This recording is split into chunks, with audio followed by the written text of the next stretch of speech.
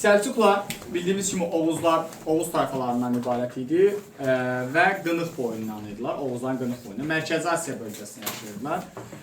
Səlcuqlar vaxtilə belə deyək də Qaraxani Qəznəvlərə, xüsusən də Qaraxanilərə xidmət eləmişlər.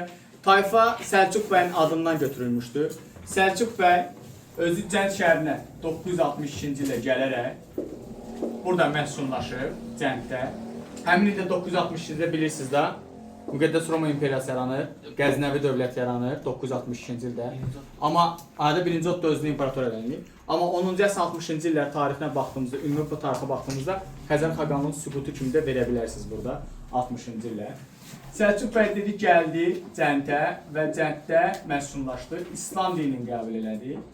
İslam dinini qəbul eləməsi biz burada kimi veririk? Satıq Buğra xanı veririk, Məhəmməd Peyğəmbəri veririk, İslam dininin qəbul eləməsi və Səlcuq bəy veririk. Amma belə ümumilikdə din dəyişdirməsi Konstantin, 2-ci Vaçe, Satıq Buğra xan, Xlodvig, Məhəmməd Peyğəmbər bu tipli yəni oxşarlıqları verirsiniz. Səlcuq bəydən sonra onun nəvələri Toğrul bəylə Çağrı bəy Qaraxani Qəznəvi hücumlarından qorunmaq üçün siyasi cəhətdən güclənməyə başladılar. Həm də Qaraxani Qəznəvi hücumları onların Azərbaycana, İrana və Anadoluya doğru hərəkət eləməsinə gətirib çıxarır. Bildiyimiz kimi 1015-ci ildə Çağrı bəyin rəhbərliyi altında Səlcuqlar Bizans ərazisinə gəlirlər. Burada Van gölü, Naxçıvan ətrafındakı ərazilərin təhlükəsini təmin edirlər və Bizansa zərbə vururlar Çağrı bəyin dövründə.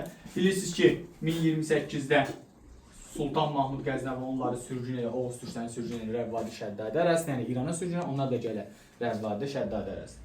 Dövlətin əsasını Toğrul bəy qoyacaqdı.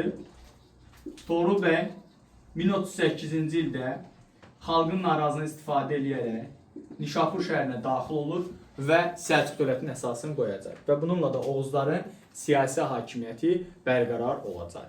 1038-də. Paytaxtı Nişapur şəhəri olacaq.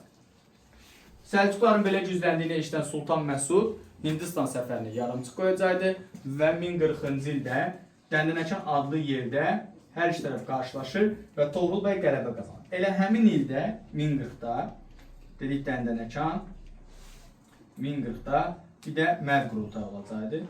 11-ci əsrin 40-cı illər tarixinə baxdığımızda, yəni 11-ci əsrin 40-cı illərdə bu iki hadisə baş verir. Azərbaycan tarixinə baxdığımızda Təbrizdə zəlzələ olub 1043-də bilirsiniz. Qaraxani tarixinə baxdığımızda isə Qaraxani iki hissəyə parçalanıb. Bunu da yəni 11-ci əsr. Mərv qurultayında Sultan Toğrul Sultan titulu qəbul edir. Sultan titulu qəbul etməsi Mahmud Qəznəvi, sonra Qızıl Arslan və Toğrulla başlayırıq. Yəni söhbət burada uşaqlarca saxlayın. Toğruldan sonra hamı sultan titulu qəbul edir. Amma söhbət ilk sultan titulu qəbul edir. Yəni dövlətin hansı hökmdarı ilk dəfə sultan titulu qəbul edirsə, yəni fərqi yoxdur. 4-cü hökmdar ola bilər, 1-ci hökmdar ola bilər, 5-ci hökmdar ola bilər. Fərq eləmir. Yəni o artıq ilk sultan titulu qəbul edir. O dövlətdə hökmdar sayılacaq. Toğrul bəy sultan titulu qəbul edəcəkdi və bir də qərar alınacaqdı ki, İrana və Azərbaycana hücumlar olsun. Çünki Mərkəzi Asiyada qalsaydı Qaraxani Qəznəvilər bunları sıxışdıra bilərdi və bunlar mübarizəni çətinləşirdi. Amma feodal pərakəndəlik keçirən İran və Azərbaycana yürüşlər daha rahat olacaqdı. Gəldik. Bundan sonra Sultan Toğrulun yürüşləri başlayacaqdı. İrana hücum eləmək Ərəb xilafətini nəzərdə tutursunuz, yəni İran üzərinə hücum edirsiniz. Ərəb xilafətini Azərbaycana hücum eləmək isə elə standart olaraq Romadan başlayırsınız. Romadan baş bu tərəfə Sasani, Ərəb xilafəti, Xəzərlər, Slavyanları da verirsiniz. Bu formada yəni verirsiniz. Gəldik. İndi 1054-də Sultan Toğrul Rəvvadi, Şəddadi və Tiflisi tabe eləyəcəkdi 1054-də. 1055-də isə Bağdadı tutacaqdı. Bağdad tutmaq Azərbaycan tarixində keçmişi 1258 Hülaki xandan oxşar cəhət götürürsünüz. Yəni Bağdad şəhərinə daxil olmaq bu forma. İndi gəldik. Rəvvadi, Şəddadi və Tiflisimiz 1055-də Bağdad tutacaq. İraqı ələ keçirmək. İraq bilirsiniz qədim Mesopotamiya bölgəsidir. İraqı ələ keçirmək Roma, Makedoniya, Əhəməni dövlətlərindən də oxşar cəhət verirsiniz. Yaxşı. Lakin Azərbaycan Şirvanşah dövlətini tabe eləyə bilmir Sultan Toğrul və geri çəkiləcək. Sultan Toğrulun dövründə 1043-cü ildə paytaxt dəyişdiriləcəkdi. Mərvdən, daha doğrusu Nişapurdan Reyə köçürüləcəkdi. Reyə köçürülmə səbəbi isə işğallarda daha genişləndirmə və dayaq məntəqəsi saxlamaq. Toğruldan sonra hakimiyyətə Alparslan gəlir, hücumlarını davam elətdirir. Alparslan dövründə dövlətin əraziləri daha da genişlənəcəkdi. Bunun dövründə bilirsiniz ki, 1065-ci ildə Rəvvadidə süqut eləyib, 1066-cı ildə Şirvanşahlar tutulur və Azərbaycanın işğalı başa çatdırılır. Sonra Tiflis, Dəbil, Ani ələ keçiriləcəkdir. Dəbil məsələsi Azərbaycan tarixində Şəmsəddin Eldənizlə Oxşar kimi verəsə Dəbil uğrunda mübarizə, 1-ci Ləşkəri ilə Fəzli bin Məhəmmədlə, yəni Oxşar kimi verə bilərsiniz Dəbil məsələsini burada eləyirsiniz. Ən böyük məqsədi Alparslanın Bizanslı zərbə vurmağı. Bizanslı zərbə vurmaq idi və Bizansdan bu dövrdə böyük bir qüvvədir, yəni Bizansda müharibə hazırlaşacaqdı. Əslində Səlcuqların böyük qüvvəsi yox idi, amma Bizans Roman Diogenin 300 minə yaxın böyük qüvvəsi var idi. 1071-ci ildə Malazgirt ovalığında iki qüvvə qarşı-qarşıya gəlir. Roman Diogen döyüşdən əvvəl demişdi ki, mən özüm belə deyək də, atlarım Reydə, Həmədanda eləyəcək, yəni qışlayacaq. Mən özümsə İsfahan və digər bölgələrdə yəni dayanacaq. O dərəcədə özünə çox arxayındır, çünki 300 minlik bir ordu ilə gəlirdi həqiqətən də. Malazgirt yaxınlığında döyüş baş verir. Birinci Bizansdan müharibə aparmaq böyük Səlcuq dövlətinə hansı dövlətinə oxşar cəhət edir? Sasani ilə oxşar cəhət edir, Ərəblə oxşar cəhət edir, Bizansdan müharibə aparanlar, Qərbi Hunla oxşar cəhət edir və Göytürk ilə oxşar cəhət edir. Yəni bu oxşarlıqları bilin. 1071-də Malazgirddə Alparslan qələbə qazanır. Qələbə qazanma səbəbləri Turan taktikasının istifadə. Turan taktikası bəzi testlərdə belə deyək də kimi də düşə bilər, hərbi hilə düşə bilər, fərqi yoxdur. Sonra Oğuz Peçeneglərin tərəf dəyişdirməsi. Çünki Oğuz Peçeneglər görürlər ki, qarşı tərəf türklərdir, yəni öz soydaşlarıdır. Bizansın tərkibində vuruşurlar bunlar. Görürlər ki, qarşı tərəf Səlcuq soydaşlarıdır, ona görə tərəf dəyişdirlər. Bir də ermənilərin döyüş meydanından qaçması idi. Bunların da qaçma səbəbi nə idi? Mənbələrdə qeyd olunur ki, Malazgirt savaşında Roman Diogen yaralanır və atdan düşür. Ermənilər düşünürlər ki, bir anlıq düşünürlər ki, kral ölür. O dövrdə orta əsrdə belə bir qayda var. Kral öldüsə, döyüş demək ki, mənası yoxdur davam elətdirmə və çıxıb gedirdilər. Yəni ermənilər ondan düşünürlər və qüvvələrini götürüb geri çəkiləcəklər. Bu üç səbəb 1071 Malazgirt döyüşündə belə dedik, qələbəyə gətirəcəkdir. Turan taktikasının istifadə olunmaq bilirsiniz ki, kiminlə oxşar cəhətdir? Pinçen döyüşünə oxşar cəhət olacaqdır. Malazgirddə oxşar cəhət edir. İndi Bizansdan bağlanan müqavilənin şərtlərinə deyirik. Bizansdan bağlanan müqavilənin şərtinə görə Bizans dövləti Səlcuqlara lazım olduğu vaxtda hərbi yardım edəcəkdir, asıllığa keçəcəkdir və bir də Şərqi Anadolu torpaqları daimi türk torpağı, bugünkü Türkiyə ərazisi daimi türk torpağına çevriləcəkdir və beləliklə Şərqi Anadolunu Bizans ilk dəfə olaraq itirəcəkdir. Bizansdan müqavilə bağlamaq kimlə oxşar cəhət ilə Alparslanı mübarizədən əlavə. Bizansdan müqavilə bağlamaq Xosrov Ənişiravanla oxşar cəhət edirsiniz, 3-cü Yezdigirdlə oxşar cəhət edirsiniz, Atilla ilə oxşar cəhət edirsiniz. Muğan Xaqan yanında İstəmir Xaqanı verirsiniz, çünki Muğan hakimiyyətdə ola İstəmir fəaliyyətdə göstərib, yəni yanına verirsiniz.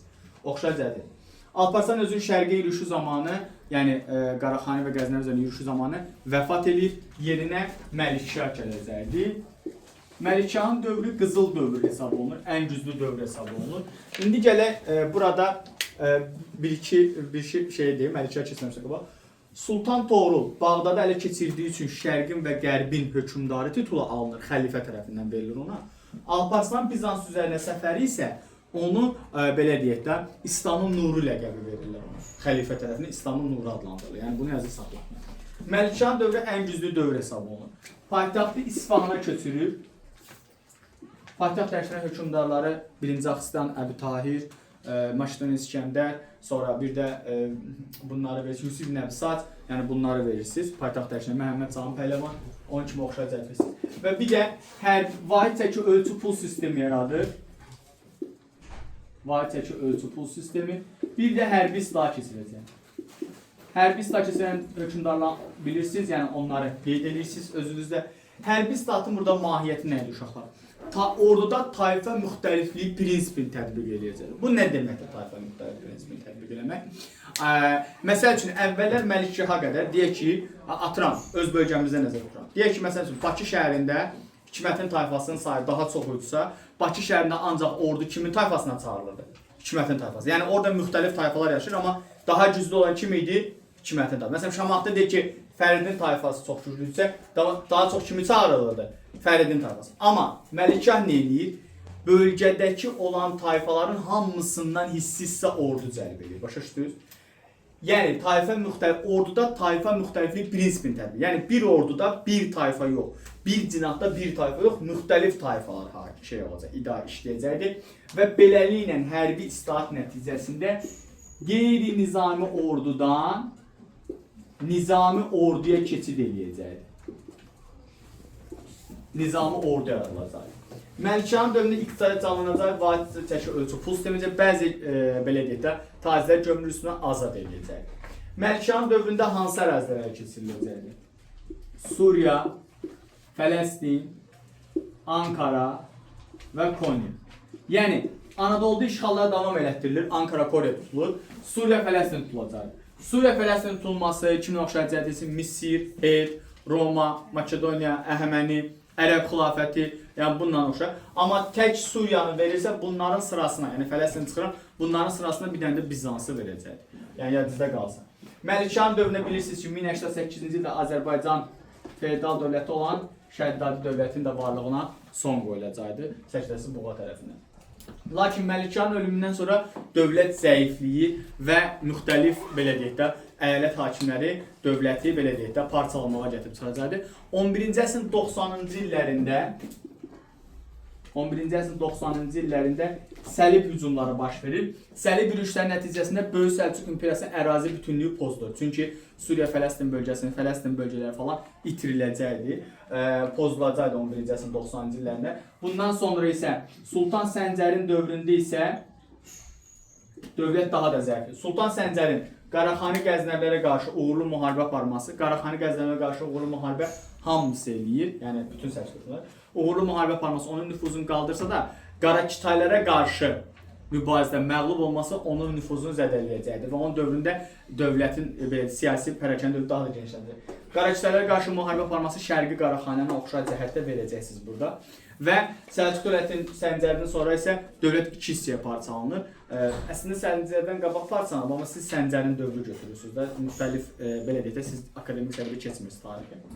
Səncərdən iki hissəyə parçalanır, daha çox bir çox hissələrə parçalanmışdı, amma biz yenə iki hissə deyirik məcburuq. Bir, Anadolu və yaxud da Konya Səlcuq Sultanlığı, iki, İraq Səlcuq Sultanlığı. İki yerə parçalanması Səlcuqları Roma, Böyük Hun dövləti, Göytürk dövləti, Qaraxan dövlətindən də oxşar cəhət verirsiniz Səlcuqları. Bir də Səlcuqlarda nəyə verirsiniz? Bildiyiniz kimi vergilər, silah bahasının alınması, şərab bahası olacaqdı, torpaq mülkiyyət forması ucuz yaranacaqdı, iqta da genişlənəcəkdi. Bu qədər çıxarsınız.